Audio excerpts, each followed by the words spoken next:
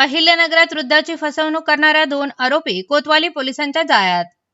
अहिल्यानगरमध्ये भविष्य सांगण्याच्या बहाण्याने वृद्धांची फसवणूक करणाऱ्या 2 आरोपींना कोतवाली पोलिसांनी अटक करून त्यांच्याकडून सुमारे 1,20,000 रुपये किमतीच्या 2 सोन्याच्या अंगठ्या हस्तगत केल्या आहेत. संतोष चंद्रसेन गायकवाड, वय वर्ष 68, राहणार समतानगर, केडगाव, हे 28 मार्च रोजी डॉक्टर बाबासाहेब आंबेडकर पुतळा परिसरात बसलेले असताना 2 अनोळखी इसमांनी त्यांना भविष्य सांगण्याचा बहाणा करत विश्वास संपादन केला.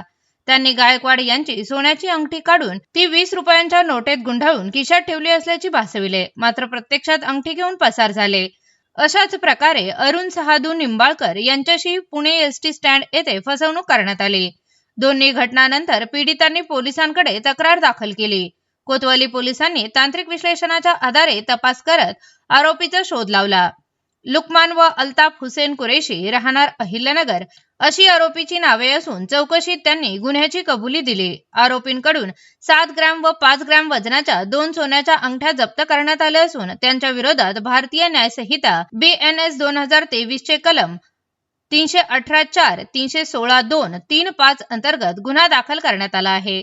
पुढील तपास कोतवाली पोलीस करत आहेत.